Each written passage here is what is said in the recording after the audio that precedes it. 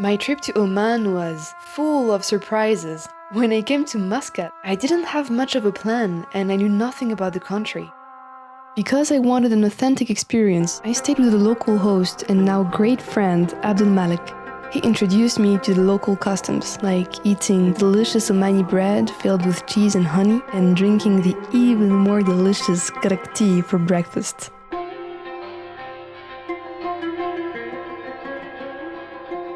I learned more about the roots of Omani culture, and we even pushed the exploration a little bit further, road tripping to Wadi Shab.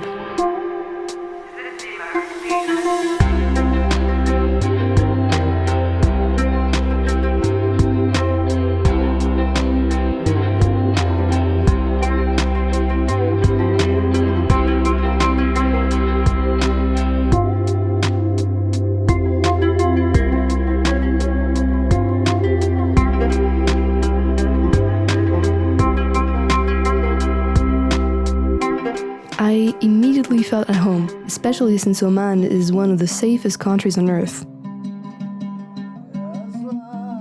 The only thing I was missing was the thrill of spontaneous adventures. I was getting too comfortable, so I decided to pack my bag and head to Ras Al Had, where another host, Muhammad, was awaiting me. And I got my fair share of adventures.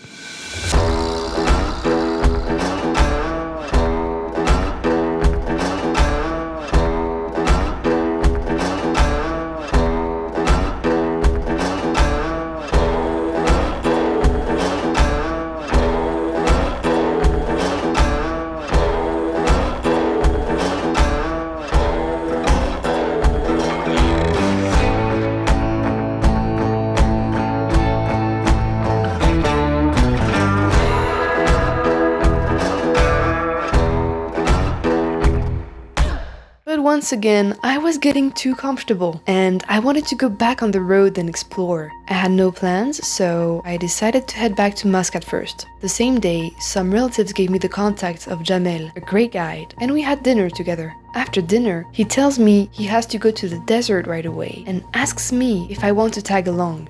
Of course, I said yes. It was my dream. I grabbed my bag and hit the road once again. 3 hours later, I was in the desert for the first time. Completely surreal.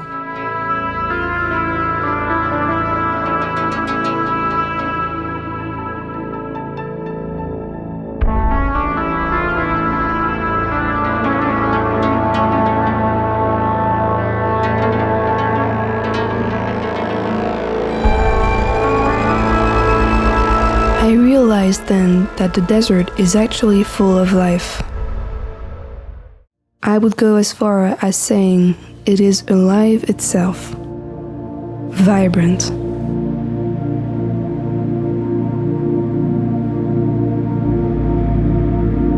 And if you lend an ear, you might hear its own pulse.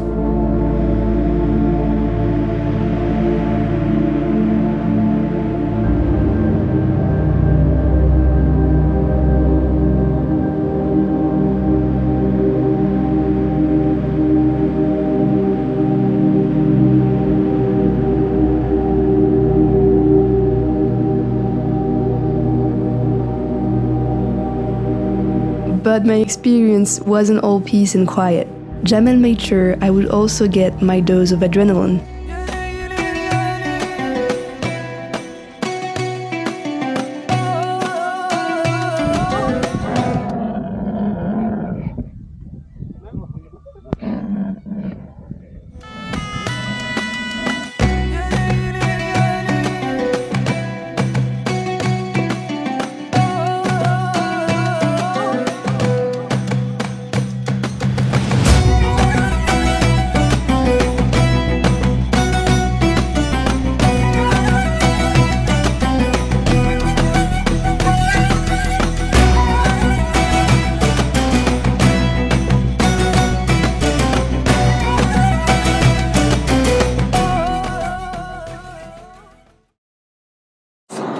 I'm kind of in the middle of nowhere, and it's like 8 a.m.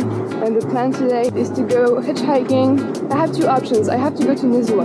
Either plan A, best case scenario, I find someone going to Nizwa directly, or I go to Bidbid. I think this is the highway to Nizwa? Not even sure. I'm gonna check it out. So yeah, I was preparing myself to hitchhike for a while. The first car passed me by, and I was getting ready to get rejected again, when suddenly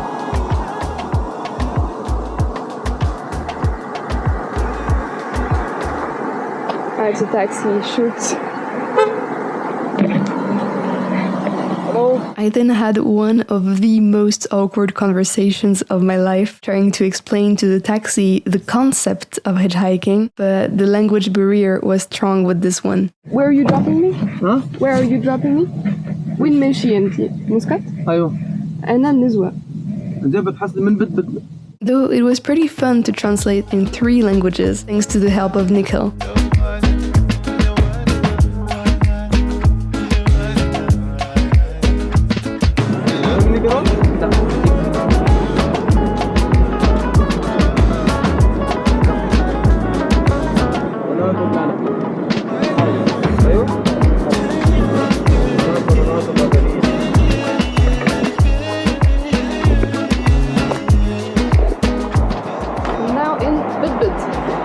Still in the middle of nowhere. Where am I?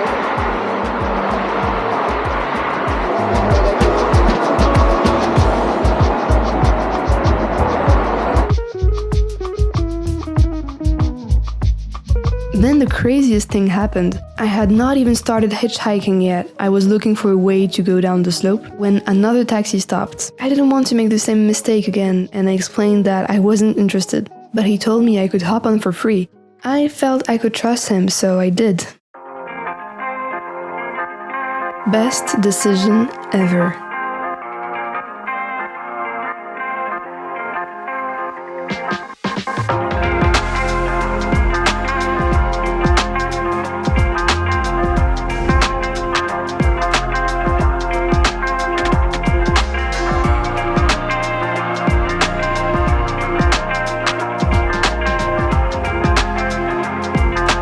Before taking me to Nizwa, he showed me everything in Fanja. He also offered me halwa, which is a sweet dessert made with saffron, cardamom, nuts, and rose water. I gradually became addicted to it, and it's been my breakfast for weeks. Of course, I was lucky to cross paths with Hamid, such a kind soul. But the thing is that in Oman, people are like this more than not. They take great pleasure and pride in sharing their culture and helping. Yes. You see it? You can test it. It's little bit. It's good. Yes. It is good. The other one, the black one, Yeah? many ladies use it for the henna. Oh, really? Yes. Awesome. You know why? Why? Because when you put it this art at first, it's coming red, you know? Yeah. When you put it lemon and little bit oil, it's coming black. And that's without expecting anything in return. It is sincere. They will even somehow manage to make you feel like you're the one doing them a favor, telling you your company is a gift. I think I've never met more genuinely nice and trustworthy people in my life.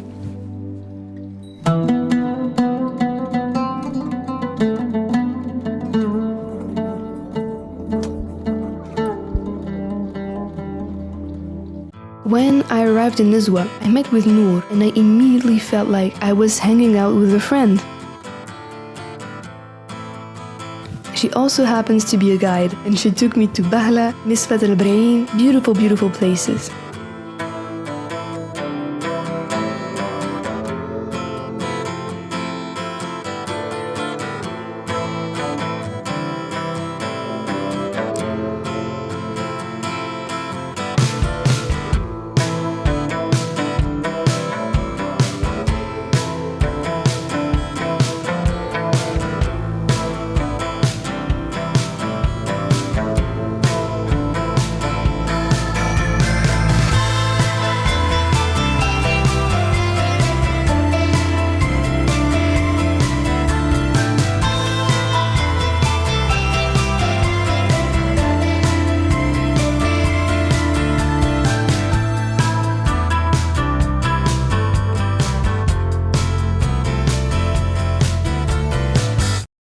What added to the culture shock is that I was coming from Dubai, where I had spent a week. And when you ask kids from the 60s how they would picture a dystopian future, it paints a pretty accurate description of this place. What, in the year 2000? I think it'll be very dull, and people would all be squashed together so much there won't be any fun or anything.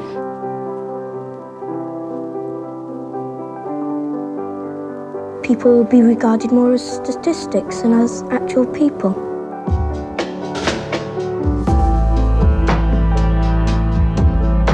I expect they will set aside parts of the country solely for recreation and have large blocks of built-up areas. Sort of all machines everywhere, everyone doing everything for you. You know, you'll get all bored, and I don't think it'll be so nice. Well, the reality of Dubai is the complete opposite of what you see on television and magazines. Right now, I seriously wish the world would wake up and look beyond the glitter to the actual darkness which is there behind. The Emirates are a neighbor country, yet everything opposes them to Oman. That's the work of the beloved leader who built Oman, Sultan Qaboos. To me, Oman will forever be a magical country, from its incredible night skies full of stars to the blue lights twinkling in the sea.